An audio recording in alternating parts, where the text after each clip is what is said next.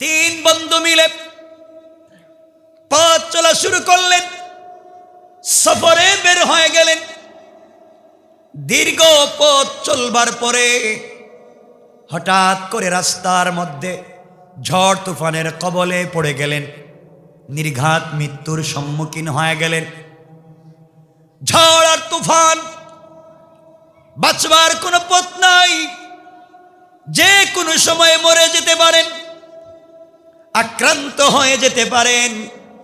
তিন বন্ধু মিলে পরামর্শ করলেন, ভাইরে বেঁচে থাকবার তো আর কোনো সুযোগ নাই, বেঁচে থাকা যাবে না, পা পিছলে পড়ে যায়, এত বিশাল বাতাস এসেছে, আঘাত করে মেরে ফেলবে। তিন বন্ধু মিলে সিদ্ধান্ত নিলেন, পাশে একটা জঙ্গল আছে, দৌড়তে দৌড়তে জঙ্গলের পাশে গিয়ে দেখেন বিশাল বড় একটা গুহা দেখা যায়। তিন বন্ধু মিলে গুহার ভিতরে প্রবেশ করলেন, আর মনে মনে ভাবলেন ঝড় তুফান শেষ হয়ে গেলে চলে যাব। এই চিন্তা করে তিন বন্ধু মিলে গুহার ভিতরে প্রবেশ করলেন, গর্তে ঢুকে গেলেন। যুবকরে বুঝাতে চাই, জীবনে যদি খালিস আল্লাহর জন্য একটা কাজ করো, আল্লাহ বলেছেন গোলাম রে, আমার রসুল বলেছেন উম্মতেরা শোনো, কোটি কোটি আমলের বস্তা নিয়ে কিয়ামতের দিনে গিয়ে লাভ নাই যদি পাবলিক তোমার কাছে পায়। কিয়ামতের দিনে দিতে দিতে তুমি তো অজ্ঞান হয়ে যাবে, আর তোমার কাছে নির্ভেজাল যদি খালিস অল্প আমল থাকে, আল্লাহ রাব্বুল ইজ্জত ওয়াল জালাল এই অল্প আমলের মাধ্যমে নাজাত দিয়ে দিবেন। কান সুবহানাল্লাহ। আমার বন্ধুগণ গভীর মনোযোগ। তিন বন্ধু মিলে গুহার ভিতরে প্রবেশ করলেন। ঝড় তুফান থেকে বাঁচবার জন্য গুহার ভিতরে আশ্রয় যখন নিয়েছেন, হঠাৎ করে পাহাড়ের উপর থেকে বিশাল বড় একটা পাথর পানির ধাক্কায়, স্রোতের ধাক্কায়, তুফানের ধাক্কায় আস্তে আস্তে তাদের গুহার মুখের মধ্যে এসে পড়ে গেল। গুহার মুখ বন্ধ হয়ে গেল। আল্লাহ বুঝাতে চাইলেন, গোলামের দল, তোমরা মনে করেছো গুহায় ঢুকে গেলে ঝড় তুফান থেকে তোমরা বেঁচে যাবে। না না, গুহার ভিতরে আশ্রয় নিলে কেউ বাঁচাতে পারবে না, বাঁচাতে পারবো একমাত্র আমি আল্লাহ। আমার বন্ধুগণ, যখন গুহার মুখের মধ্যে বিশাল বড় পাথর পড়ে গেল, বের হওয়ার কোনো সুযোগ নাই, অক্সিজেন নিতে পারছেন না, কোন সময় জানি মরে যায়। তিন বন্ধু মিলে পরামর্শ করলেন, ভাই রে ঝড় তুফান থেকে বাঁচবার জন্য ঢুকেছিলাম গর্তে, এখন যে বিশাল পাথর পড়েছে, বাঁচবার কোনো পথ নাই, কারণ বাঁচাতে পারেন একমাত্র আল্লাহ ছাড়া আর কেউ নাই। তিন বন্ধু মিলে পরামর্শ করে বললেন, ভাই শোনো, জীবনে গুনার তো শেষ নাই, কমতি নাই, জীবনে অনেক অপরাধ করেছি, অনেক অন্যায় আমরা করেছি। আজকের এই রাত্রে জীবনে যদি কেউ নির্ভেজাল যখন মনে পড়ে কিনা কোনো একটা আমল, একটা ভালো কাজ আল্লাহকে খুশি করবার জন্য করেছ, এমন যদি কোনো ভালো কাজ থাকে, এর ওসিলা নিয়ে আল্লাহর কাছে ক্ষমা চাও, আল্লাহর কাছে তওবা করো। কারণ যে পাথর পড়েছে, 1000 মানুষ ধাক্কা দিলে ওই পাথর সরানো যাবে না। আমরা তো মাত্র 3 জন। আল্লাহর কাছে জীবনের ভালো কাজের জন্য যদি ওসিলা নিয়ে দোয়া করি, আমাদের বিশ্বাস আমাদের আল্লাহ আমাদেরকে হেফাজত করবেন। কান সুবহানাল্লাহ। 3 জনের একজন হাত উঠাইয়া দিল উপর দিকে, আর আল্লাহকে ডাক দিয়া বলতেছে, আল্লাহ,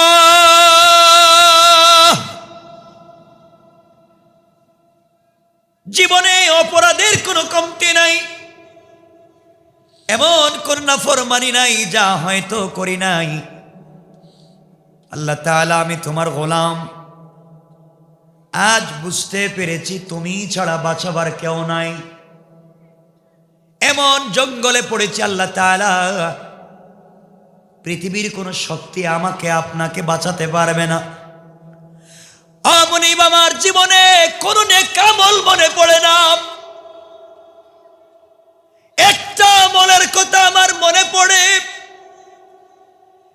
একমাত্র তোমাকে পাওয়ার জন্য, নির্বেজাল তোমাকে খুশি করবার জন্য আল্লাহ তাআলা ওই কাজটা আমি করেছি। মুনিব, আমি তো একজন বকরির রাখাল, ছাগলের রাখাল ছিলাম। আমার অনেকগুলা ছাগল ছিল। সকাল বেলা ওগুলা নিয়ে আমি মাঠে চলে যাই। সারাদিন ছাগল চড়াইয়া যখন বাড়িতে ফিরি, বাড়িতে আসার পরে আমার ঘরে নতুন করে কোনো খাবার থাকে না। আল্লাহ তাআলা এই ছাগলের দুধ দহন করে আমি খাই, আমি পান করি, আমার স্ত্রীকে পান করাই, আমার 3-4টা বাচ্চাকে পান করাই, আমার মা বাপকে পান করাই। আল্লাহ তাআলা একদিনের ঘটনা, আমি যত বড় নাফরমান হই না কেন, একদিন সন্ধ্যাবেলা আমি যখন বাড়িতে ছাগল নিয়ে পৌঁছে গেলাম, দুধ দহন করলাম, যেতে যেতে আমার দেরি হয়ে গিয়েছে। ঘরে ঢুকবার পরে ছাগলগুলাকে বেঁধে রাখবার পরে আল্লাহ তাআলা দুধ দহন করে আমি নিলাম। আমার ছোট্ট ছোট্ট কচি কচি বাচ্চারা দৌড়াইয়া আমার কপালে চুম্বন করে ডাক দিয়ে বলছে, আব্বা। সারাদিন মা কোনো খাবার দেয় না, সারাদিন কোনো খাবার পায় নাই। আমার কাছে এসে বলছে, বাবা কিছু দুধ আমাদেরকে দাও, আমরা দুধ পান করে বেঁচে থাকতে চাই। আল্লাহ তাআলা আমার ছোট্ট ছোট্ট বাচ্চাদের ক্রন্দন কান্না আমার দিলে আঘাত করতে পারে নাই, আমার দিলকে দুর্বল করতে পারে নাই। আমার স্ত্রী এসে বলতে, স্বামীরে সকাল থেকে এখন পর্যন্ত কিছু খাই নাই, দুধ দহন করেছো, ঘরে দাও, আমি পান করি, বাচ্চাদেরকে পান করাই। আল্লাহ তাআলা দুধের পেয়ালা হাতে নিয়ে বলেছে, আল্লাহ যতক্ষণ পর্যন্ত আমি আমার মার বাবাকে দুধ পান না করাবো, ততক্ষণ পর্যন্ত আমার সন্তানদেরকেও দিব না। আল্লাহ তাআলা দুধের পেয়ালা হাতে নিয়ে মায়ের ঘরে পৌঁছে গেলাম, বাবার ঘরে পৌঁছে গেলাম। গিয়ে দেখি আমার মা, আমার বাবা, যে মা আমাকে 10 মাস 10 দিন পেটে রাখছিল, যেই মা আমাকে ডেলিভারির সময় 2-2.5 বালতি ব্লাড যাওয়ার পরে আমি জন্ম নিয়েছি, আমনি করে গিয়ে দেখি আমার মা ঘুমিয়ে গিয়েছে। সারাদিনের কাজ করা বুড়া মানুষ আমার বাবাও ঘুমিয়ে গিয়েছে। আমি দুধের পেয়ালা হাতে নিয়ে মায়ের শিওরে দাঁড়িয়ে থাকলাম মাতার সামনে। সন্তানেরা কান্না করে বলছে, বাবা, দাদা, দাদু তো ঘুমিয়ে গিয়েছে, আমাদেরকে দুধ পান করাও। আল্লাহ তাআলা, আমি কথা দিয়েছি মা বাপকে না পান করিয়ে কাউকে দেব না। আমার পায়ের সামনে আমার বাচ্চারা কান্না করে করে ঘুমিয়ে গিয়েছে মাটিতে। দীর্ঘক্ষণ পরে সকালবেলা যখন আমার মা বাবা ঘুম থেকে উঠেছেন, উঠে দেখেন তাদের শিওরে মাথার সামনে দুধ নিয়ে দাঁড়িয়ে আছে। মা ডেকে বলছেন, বাবারে তুমি এখানে দুধ নিয়ে দাঁড়িয়ে আছো কেন? চোখের পানি ছেড়ে বলেছি, মা আমাকে মাফ করে দিবেন মা, আজকের দিনে তোমার জন্য তাড়াতাড়ি দুধ নিয়ে আসতে পারি নাই, দেরি হয়েছে। কত রাত্র তুমিও তো ঘুমাও নাই আমাকে না খাওয়াইয়া। মারে আমি যখন ছোট ছিলাম কত রাত্র তুমি আমার মাথার পাশে বসে মাথায় জলপট্টি দিয়েছ, নিজের হাতে খাবারকে আমার মুখে উঠায়া দিয়েছ। আমি তোমার সন্তান না খাওয়া পর্যন্ত কোনদিন তুমি তোমার মুখে খাবার দাও নাই। মারে কথাগুলা মনে পড়েছে, এই জন্যে সারা রাত্র তোমার মাথার পাশে দাঁড়িয়েছিলাম। আমার সন্তানরা কান্নাকাটি করেছে, কাউকে দুধ দেইনি। ওয়াদা করেছি তোমাকে প্রথমে দিব, এরপরে সন্তানদেরকে, এরপরে স্ত্রীকে, থাকলে আমি পান করব। আল্লাহ তাআলা ওই দিন মার বাবাকে একমাত্র তোমাকে খুশি করার জন্যে আমার সন্তান স্ত্রীকে না দিয়া সারা রাত্র দাঁড়ায়া দাঁড়ায়া মার বাবাকে খুশি করেছি। আল্লাহ তাআলা একমাত্র তোমাকে পাওয়ার জন্যে। মুনিব, আমি জানতে চাই ওই দিনের আমল যদি তোমার কাছে আমি মঞ্জুর করতে পারি, কবুল করাতে পারি আল্লাহ তাআলা, তাহলে আজকের বিপদ থেকে আমাদের তিন বন্ধুকে বাঁচাইয়া দাও। আল্লাহর গোলাম চোখের পানি ছেড়ে তার জীবনের নেক আমল আল্লাহর কাছে বলেছে, বলতে দেরি হয়েছে। এই পাথরের 3 ভাগের 1 ভাগ সাথে সাথে অটোমেটিকলি আল্লাহর কুদরতে সরে গিয়েছে। সুবহানাল্লাহ, একটু জোরে পড়েন। আমার বন্ধুগণ,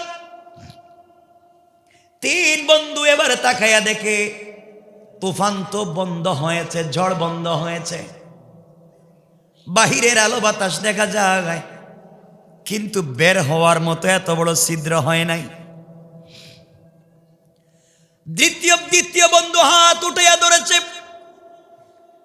আর আল্লাহকে ডাক দিয়ে বলছে, আল্লাহ তাআলা, আমি জীবনে নেক আমল তো বেশি করতে পারি নাই, জীবনে বহুত অন্যায় করেছি আল্লাহ, আয় আল্লাহ, কিন্তু একদিনের ঘটনা আমি ভুলতে পারি না। ওই কাজটা শুধুমাত্র কেবলমাত্র তোমাকে ভালোবেসে করেছি। আয় আল্লাহ তাআলা, আমার এক কলিজার টুকরা চাচাতো বোন ছিল, সে ছিল বিশ্ব সুন্দরী, তার মতো সুন্দর মেয়ে আমার জানা মতে পৃথিবীতে আর দেখি নাই। আমি তার উপর আকৃষ্ট হয়ে গেলাম, তার সঙ্গে মেলামেশা করবার জন্য, জিনা করবার জন্য আমার মন উতলা হয়ে গেল। দীর্ঘদিন থেকে কৌশল করে যায়, কি করলে চাচাতো বোনকে আমি আমার কাছে পাবো। এত সুন্দরী মেয়ের সঙ্গে যদি মেলামেশা করতে না পারে, জীবন বরবাদ।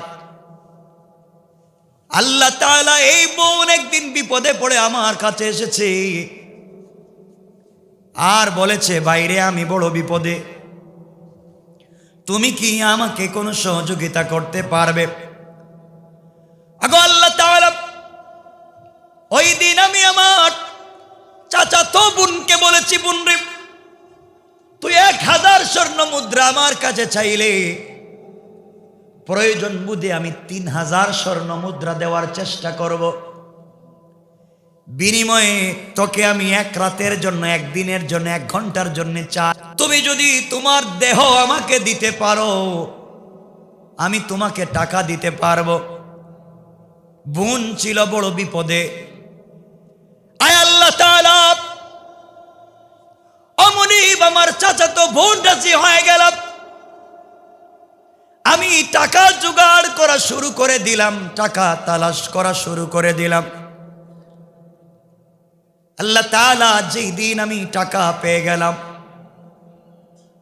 অমনি আমি আমার চাচাতো বোনকে আহ্বান করলাম, টাকা পেয়েছি, তুমি চলে আসো। আমার বোন চলে আসলো। একটা রুমের ভিতরে দরজা জানালা লাগাইয়া দিলাম, কেউ নাই, আমার চাচাতো বোন আর আমি ছাড়া কেউ নাই। আমি তার কাছে টাকা উঠাইয়া দিলাম, শরীর থেকে একটা একটা করে আমার কাপড়গুলো খুলে ফেললাম,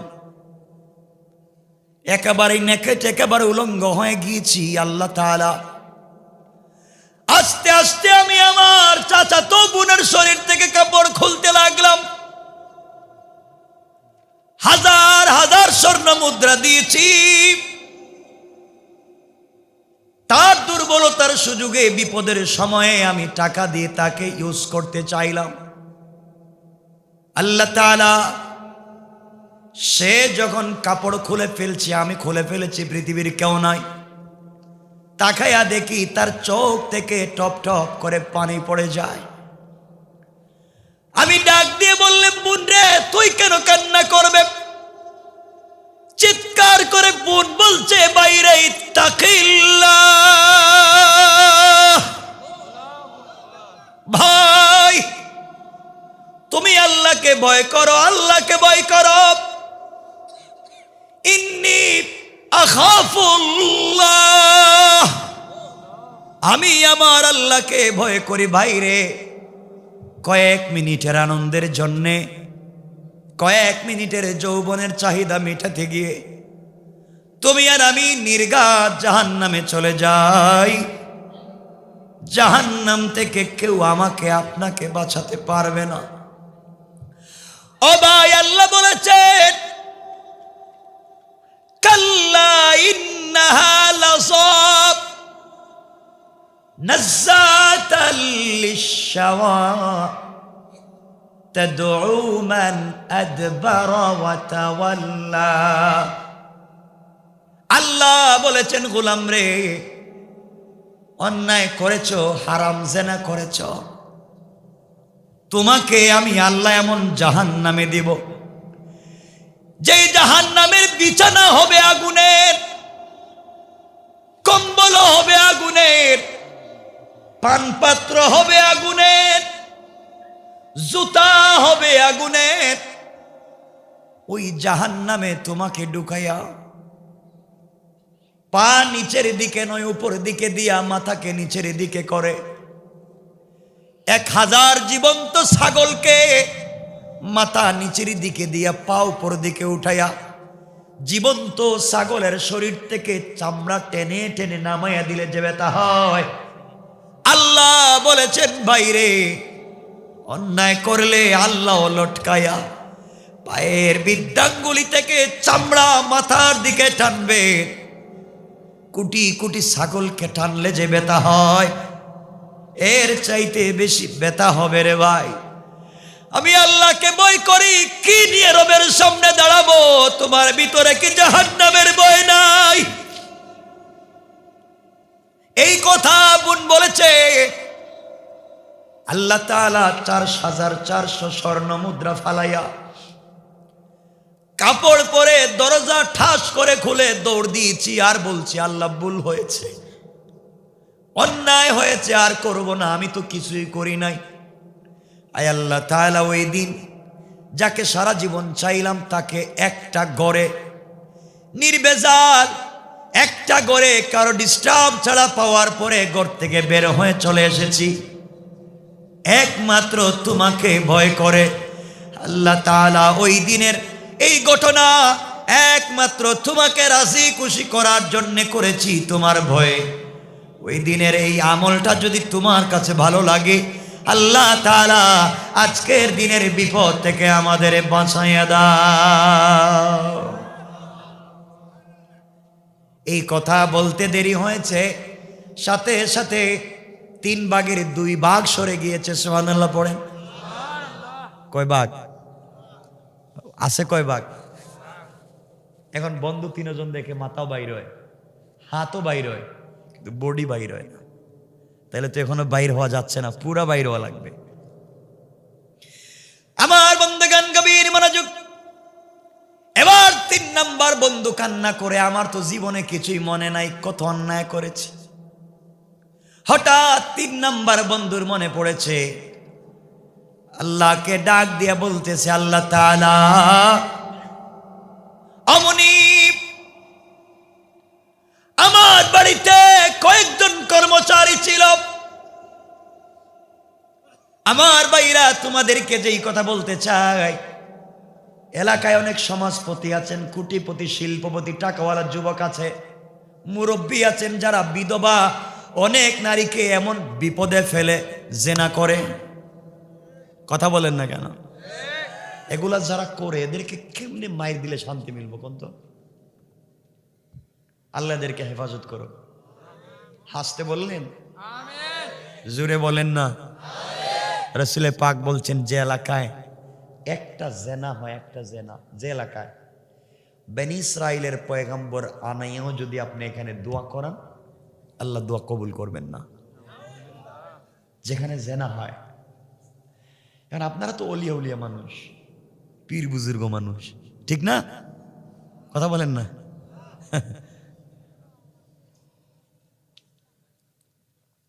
এই এলাকায় খবর নিয়ে দেখেন, অনেক লোক আছে যারা বিয়ে করে বউরে তালাক দিছে।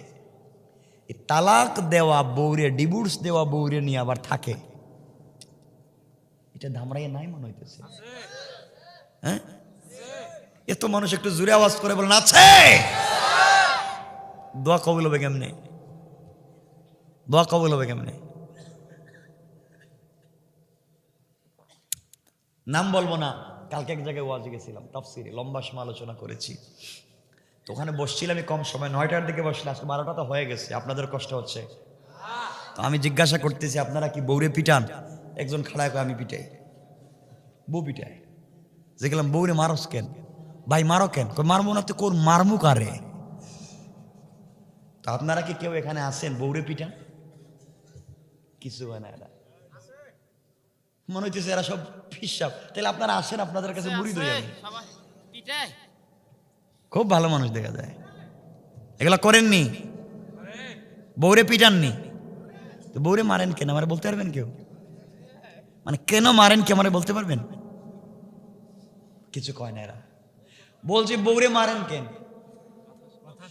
তো আপনি যে কথা শুনেন না, তো আপনারে পিটাইব কে? আপনি যে আল্লাহর কথা শুনতেছেন না, আপনারে কে পিটাইব? বউকে মারা যাবে না, বউকে মারা নিষেধ, হারাম। ঠিক বলেন? ঠিক। তাহলে আর পিটাইতে পারবেন না। হাত উঠে বলেন আমারে। যারা বিয়ে করছেন এরা হাত উঠাইছে, আর যারা বিয়ে করছে এরা হাত উঠায় না। হ্যাঁ ঠিক আছে, পিটাইবেন না কিন্তু। বউ মারা কি? আরে বলেন না হারাম। রাসূল একটা হাদিসে বলছেন বউরে পিটাইতে পারবেন, একটা হাদিসে বলছেন।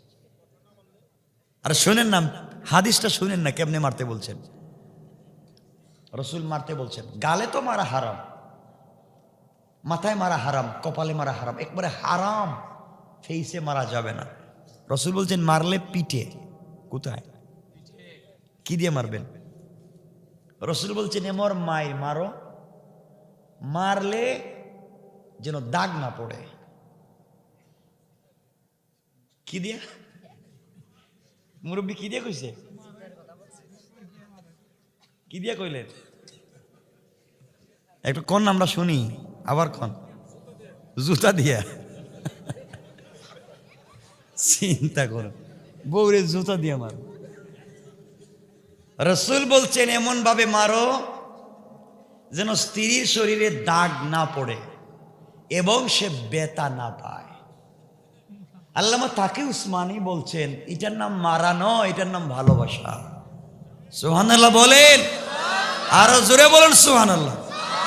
আপনারা তো এমন মাইর দেন, মারতে মারতে মারতে মারতে বমি করতেছে। বমি করবে কেন? টয়লেট করবি। মারতে মারতে অপস্রাব করে দিছে। প্রস্রাব করবি কেন? তোর বাপ রে তালাক, তোর গ্রাম শুদ্ধ তালাক। ঠিক নেই? এটাও ঠিক। আল্লাহর ওয়াস্তে মারামারি কইরেন না, এগুলা করা যাবে না। বলেন আমিন। আমরা মারামারি করব না, বলেন ইনশাআল্লাহ। আস্তে বাবা, এগুলা কথা বলে আমি রেখে দিব, এভাবে চিল্লাইলে আমি রেখে দিব। আস্তে আস্তে কথা বলেন। বউরে মারবেন না তো? আজকে বাসায় গিয়ে বউরে সালাম দিয়েন ইনশাআল্লাহ। সালাম দেননি আপনারা? সব দিকে কইতাম। বউরে সালাম দেন না কেন? মা কিছু কয় না কেন? কি বউ যাদের আছে হেরা কন? আর বউরে তো কোনোদিন সুন্দর বলতে পারেন না। আপনাদের চৌকে তো বউরে ভাল লাগে না, শুধু পাশের বাড়ির বাবিরে ভাল লাগে। ঠিক কিনা বলেন? আমি আপনাদের চিনি তাইলে।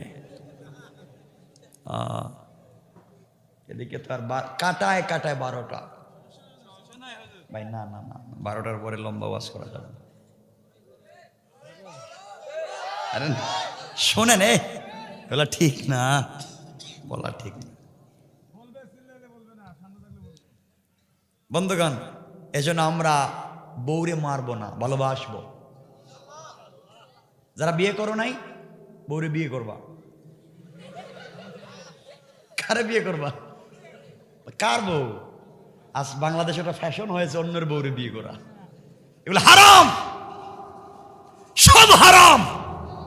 বিয়ে করো, ভালো মানুষ বিয়ে করো, পরিবারের সালাম প্রতিষ্ঠা করো।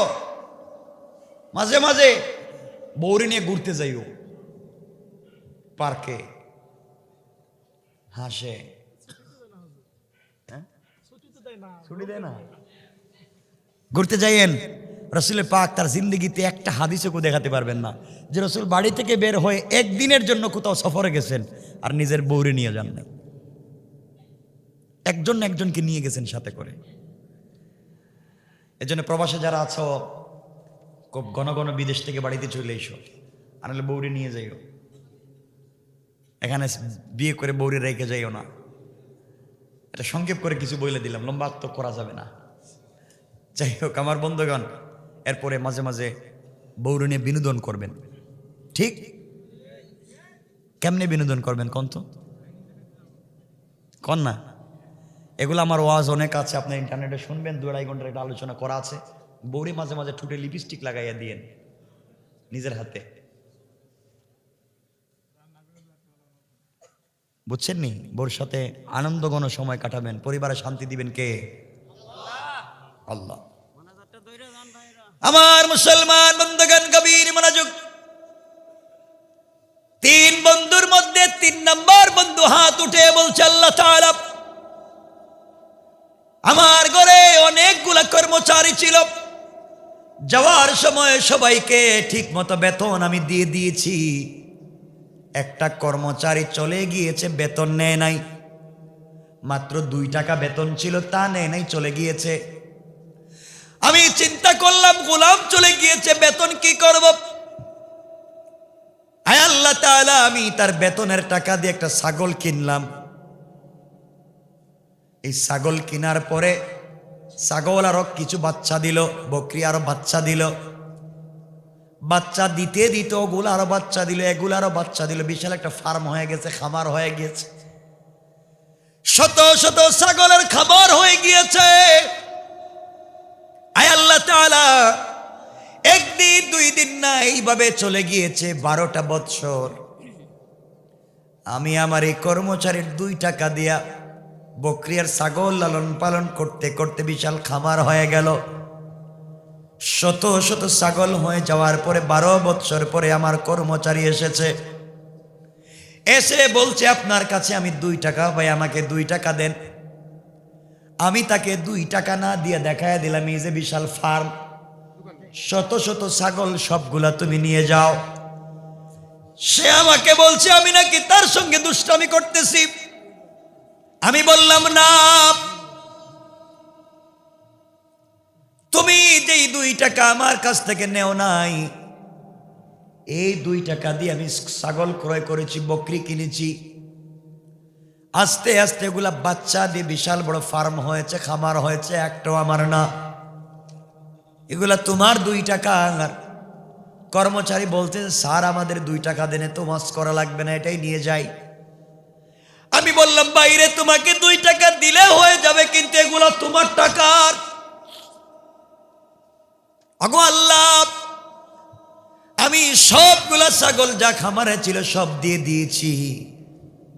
চাইলে ওই দিন 2 টাকা দিয়ে বিদায় করে দিলে সে খুশি হয়ে যেত, কিন্তু আমি শুধুমাত্র তোমাকে রাজি খুশি করার জন্যে, ইনসাফ কায়েম করার জন্যে সবগুলা ছাগল আমি তাকে দিয়ে দিয়েছি। সব নিয়ে সে চলে গিয়েছে। আল্লাহ তাআলা 12 বৎসর পরে আমি একজন কর্মচারীর ঠিক মতো আমানত পৌঁছে দিতে পেরেছি। এই কাজটা একমাত্র তোমাকেই রাজি খুশি করার জন্য করেছি আল্লাহ তাআলা। এটা যদি তোমার কাছে মঞ্জুর হয়ে থাকে, আজকের দিনের কঠিন বিপদ থেকে আমাদেরকে বাঁচাইয়া দাও। বলতে দেরি হয়েছে, হাত নামাতে দেরি হয় নাই, সাথে সাথে বিশাল বড় পাথরটা গর্তের মুখ থেকে আস্তে করে নিজে থেকে চলে গিয়েছে। সুবহানাল্লাহ, জুড়ে পড়েন। আল্লাহ তাদেরকে হেফাজত করে দিলেন, তাদেরকে আল্লাহ বাঁচাইয়া দিলেন।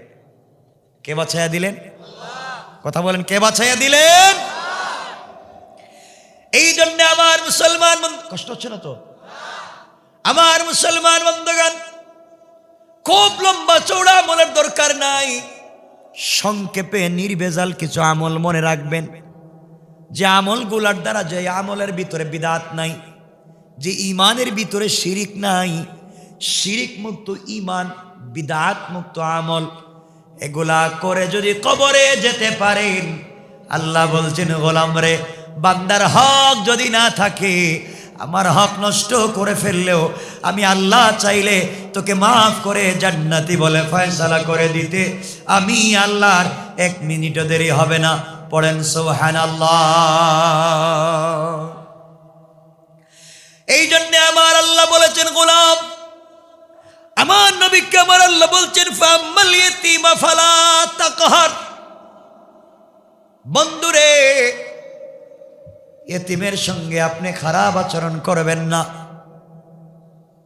কারণ যারা এতিমের সম্পত্তি মেরে খায়, আল্লাহ বলছেন জুলমান ইন্নামা ইয়াকুলুনা ফি বুতুনিহিম নারা ওয়া সায়াসলাউনা সাইরা।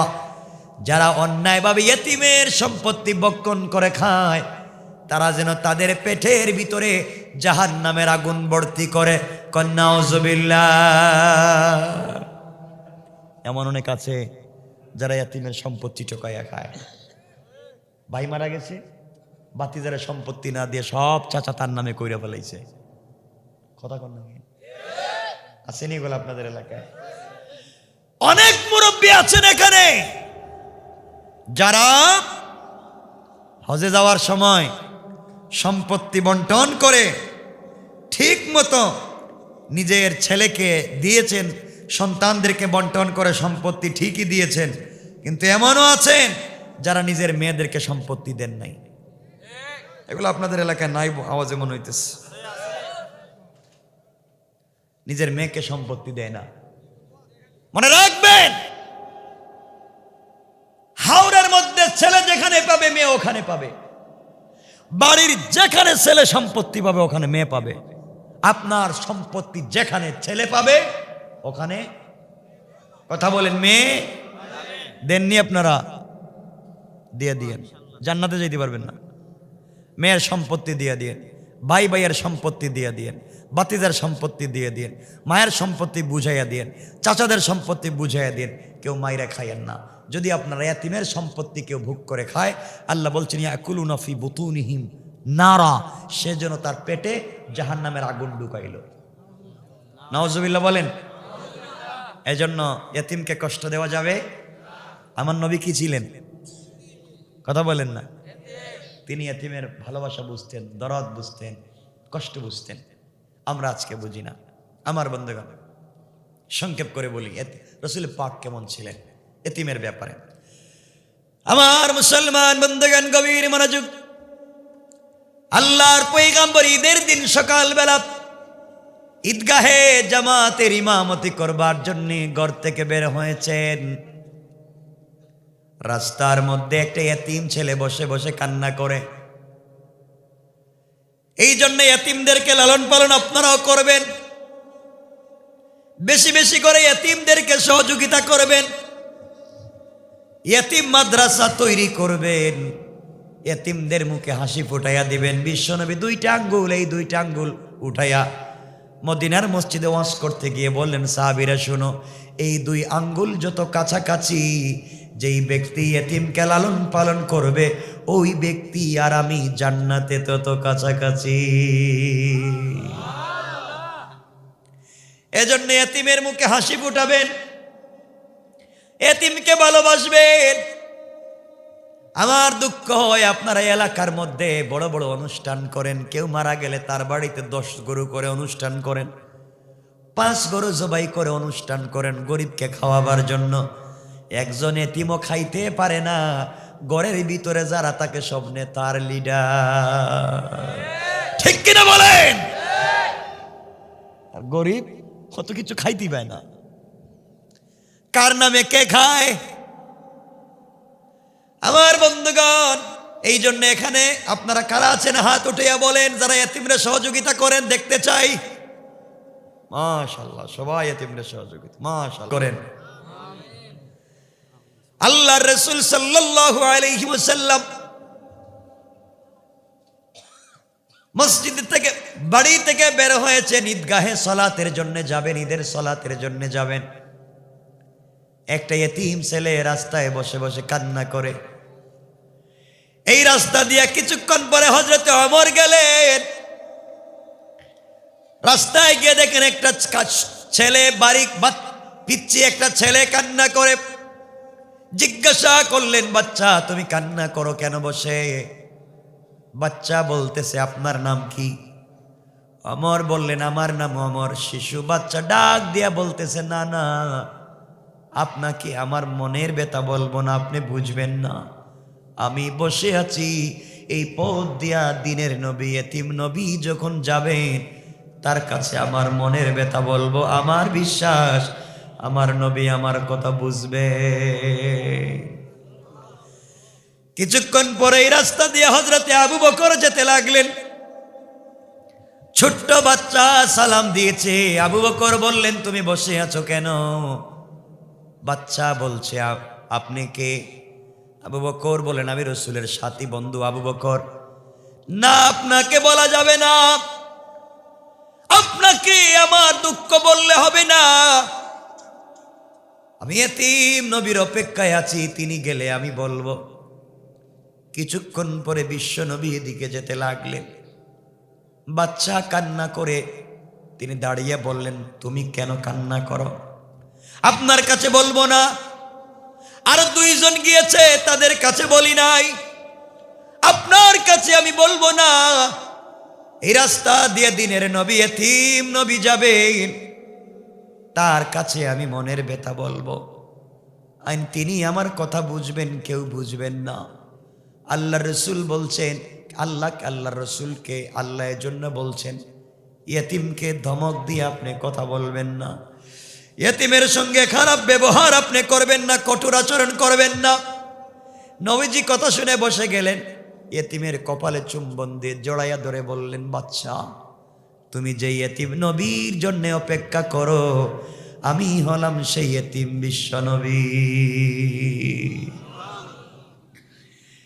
বাচ্চা ডাক দিয়া বলছেন, ইয়া রাসূলুল্লাহ, ইয়া হাবিবাল্লাহ, আল্লাহর পয়গম্বর, আমার জন্মের 1-2 মাস পরে আমার বাবা মারা গিয়েছেন, আমার বাবা নাই। আমি কিছু বড় হওয়ার আগে আমার মা আরেকটা বিয়ে করেছেন। ওগো আল্লাহর পয়গম্বর, আমার মা যাকে বিয়ে করেছেন তিনি আমাকে দেখতে পারেন না। মা যদি আমাকে কুলে নেয় তিনি সহ্য করতে পারেন না। মা আমাকে আদর করলে তিনি সহ্য করতে পারেন না। মা যদি আমাকে আদর করে কিছু মুখে দেয়, আমার এই বাবা কিছু সহ্য করতে পারে না। রাত্রবেলা মায়ের বাড়িতে গিয়েছিলাম, মা ডাক দিয়ে বলেছেন, বাবা রে, তুমি ঈদের রাত্রে আমার কাছে এসেছো, আমি তোমাকে আদর করে কপালে চুম্বন দিতে পারবো না।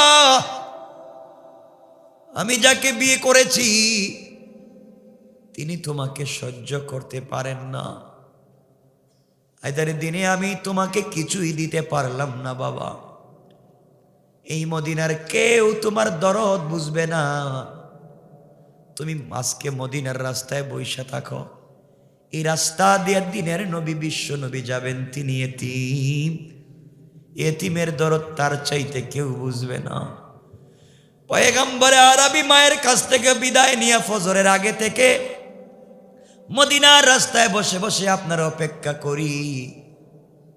বলেন তো, আমাকে বলেন তো, আমাকে একটু বলেন না, আমি কোথায় যাব? নবীজি বসে বাচ্চাটাকে নিজের কুলে বসালেন, বুকের সঙ্গে জড়াইয়া কানে কানে বললেন, বাচ্চা বলো, আজকের থেকে যদি আমি বিশ্ব নবী তোমার বাবা হয়ে যাই, আর আয়েশা যদি তোমার মা হয়ে যায়, বলো তো তোমার দুঃখ কষ্ট দূর হবে নাকি? বাচ্চা চিৎকার করে বলছেন, পয়গম্বর আরবি, আপনি যদি আমার বাবা হয়ে যান, আর আয়েশা যদি আমার মা হয়ে যায়, ফাতেমা আমার বোন হয়ে যায়, দুনিয়ার জমিনের চাইতে বড় চাওয়ার নাই। পয়গম্বর আরবি, আপনি যদি আমাকে গ্রহণ করেন, আমার মতো পোড়া কপাল পৃথিবীতে আর নাই। নবীজি হাত দুটা ধরলেন, ব্যাক করলেন ঈদগাহের মাঠে না গিয়ে ঘরের দিকে, দরজায় আঘাত করে ডাক দিয়ে বললেন, আয়েশা রে, বের হও, আল্লাহ তোমার জন্য ঈদের দিনে একটা গিফট পাঠাইছেন। আল্লাহ তোমার জন্য ঈদের রাত্রে, ঈদের দিনে তোমাকে আমি কোনো গিফট উপহার দিতে পারি নাই, আল্লাহ তোমার জন্য উপহার পাঠাইয়া দিয়েছেন। এতিম বাচ্চাকে রাস্তার থেকে নিয়ে এসেছি, বাচ্চাকে বলেছি আমি তার বাবা, তুমি তার মা। আল্লাহ বলেছেন, আমার এই কথার উপরে তিনি খুশি হয়ে গেছে। এই জন্যে আমার বন্ধুগণ সংক্ষেপ করে করে বুঝাই, আল্লাহর রাসূল এতিমের সঙ্গে ভালো ব্যবহার করেছেন, আমরাও করব। আমাকে কথা দেন ইনশাআল্লাহ। কত ছেলে আছে এতিম, তোমার বাচ্চার হাতে দামি দামি চকলেট, দামি দামি জুস, তোমার বাচ্চার হাতে দামি দামি জিনিস আছে খেলবার, পাশের ঘরের বাচ্চা এতিম, তার হাতে নাই। সুযোগ থাকবার পরে যদি সহযোগিতা না করো, কিয়ামতের দিন বাঁচবার কোনো পথ নাই। এই জন্যে আল্লাহর রসুলকে আল্লাহ বলছেন, বন্ধুরে, 1 নাম্বার কর্মসূচি হলো তুমি এতিমের ব্যাপারে কঠোর হবা না। আমরাও আজকে থেকে এতিমের ব্যাপারে কঠোর হব। 2 নম্বর কর্মসূচি আল্লাহ বলছেন, ওয়াম্মাস সাইলা ফালা তানহার, বন্ধু যারা তোমার কাছে কিছু চায় তুমি ধমক দিও না। আমার বন্ধুগণ দেখবেন, সাহেব কোটি টাকার গাড়ি দৌড়াইয়া পাটুরিয়ার রাস্তায়, আরিচার রাস্তায় যায়, জেমে পড়ে ভিক্ষুক ভিখারিরা, ভিক্ষুকেরা দেখবেন ছোট ছোট বাচ্চারা, মুরব্বীরা হাত নাই পা নাই, আতুর ল্যাংড়া দেখবেন বুবা, হাতের মধ্যে ভিক্ষুকের একটা থালা নিয়া, ভিক্ষার থালা নিয়া গ্লাসের সামনে এসে বলছে, সাহেব একটা টাকা দেন, 5টা টাকা দেন, 1 সপ্তাহ ভালো কিছু খাই নাই। সাহেবের গাড়ির দাম 1 কোটি টাকা, কিন্তু 1 টাকার জন্য গাড়ির গ্লাস খুলে না। আল্লাহ বলেছেন, সাহেব রে, কোটি টাকার গাড়িতে বসাইছি আমি, ভিক্ষুকের হাতে ভাঙ্গা থালা দিয়া রাস্তায় দাঁড় করাইছি আমি। তুমি যদি না চিনতে পারো, আমি আল্লাহ চাইলে ভিক্ষুককে প্রাইভেটে বসাইয়া তোমাকে প্রাইভেট থেকে বাহির করে পাটুরিয়ার রাস্তায় ভাঙ্গা থালা দিয়া বসাইয়া দিতে পারি। ঠিক কিনা বলেন? এই জন্যে অহংকার করবেন না, অহংকার করবেন না, কাউকে ছোট মনে করবেন না। বাংলাদেশের বহুত হাজার ঘটনা আছে, যার মুখের দাপটে, ক্ষমতার দাপটে কথা বলা যেত না, আজকে থাকবার জায়গা নাই। বন্ধুরে, কোন সময় কার হাতে আল্লাহ ভাঙ্গা থালা ধরাইয়া দিবে খবর নেও। ঢাকা শহরে যাও, এলাকায় খবর নেও, বহুত মানুষ আগে ছিল শিল্পপতি, আজকে রাস্তার ফকির। আর বহুত আগে খাইতে পারতো না, আল্লাহ তার এখন 10 তলার মালিক বানাইয়া দিছে। এই জন্যে কাউকে ছোট মনে করবেন, বলেন মনে করবেন? ভাইরে, এই জন্যে কেউ যদি আপনার কাছে কিছু চায় ফিরাইয়া দিবেন না। আমার রসুলের কাছে কেউ যদি কিছু চাইতো ফিরাইয়া দিতেন না। যদি না থাকতো কারো কাছ থেকে ঋণ করে তিনি দিতেন, ঋণ না পাইলেও বলতেন আগামীকালকে আইসো আমি দিব। এক কথায় রাস্তার ফকিরকে ফিরাইয়া দিতেন না। আর আজকে তো আমরা ওয়াজ শুরু করি, গ্লাস খুইলা গায়ে ছেলে ভিক্ষা করো, সুরাব কেরাত পারো, নামাজ পড়ো 5 ওয়াক্ত, অজু আছে, তাই এমন ফরজ জানো। এই যে তুই 5 টাকা দিলে দিবি, না দিলে নাই। এর সাথে তো ওয়াজ করার দরকার আছে না নাই? আরে বলে চলো ভিক্ষা করার দরকার নেই, আমার সাথে চলো কাজ কাম করে খাইবা। আরে এতগুলোর দরকার নেই, এত মানবতা দেখাবার দরকার নেই। হাত পাচ্ছে পারলে কিছু দিয়ে দাও। কথা বলেন না কেন? ফিরাইয়া দিও না। রাসূল তার জীবনে কাউকে ফিরাইয়া দেন নাই। এই জন্য আল্লাহ বলছেন বন্ধুরে, কারণ তোমাকে কেন বলছি এতিমকে ধমক দিবা না, আমি আল্লাহ তোমাকে এতিম পাইছি। কথা বলেন না কেন? আমি আল্লাহ তোমাকে এতিম পাইছি, এতিম থেকে বড় বানাইছি। তুমি এতিমকে কোনোদিন ধমক দিবা না।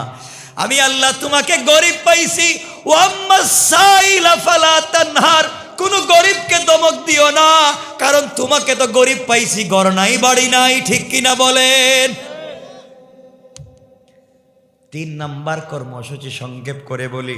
আল্লাহ 11 নম্বর আয়াতে বলছেন ওয়া আম্মা বিনিআমাতি রাব্বিকা ফাহাদ্দিস, সকল কাজে তুমি আল্লাহ পাকের নিয়ামতের কথা তুমি ঘোষণা করো, আল্লাহর নিয়ামতের প্রশংসা করো, এইভাবেই চলো। আল্লাহ বলছেন গোলাম তুমি তোমার এলাকায় খুঁজে দেখো কত মানুষের হাত আছে, পা আছে, কিন্তু ব্রেইন নাই, পাগল আছে না নাই? কত বাবার কোটি টাকা আছে, আপনি কি জানেন? আমি একটা কথা বলে দেই, কোটি টাকার বাবার কোটিপতির ছেলে কোটি টাকার মাদক খাইয়া রাস্তায় পড়ে যাওয়ার চাইতে রিক্সাওয়ালার ছেলে কোরআনের মাজলিসে বসে যদি একটা আয়াত শিখে আল্লাহওয়ালা হয়ে যায়, কোটিপতির ছেলের চাইতে রিক্সাওয়ালার ছেলের দাম আল্লাহর কাছে অনেক বেশি।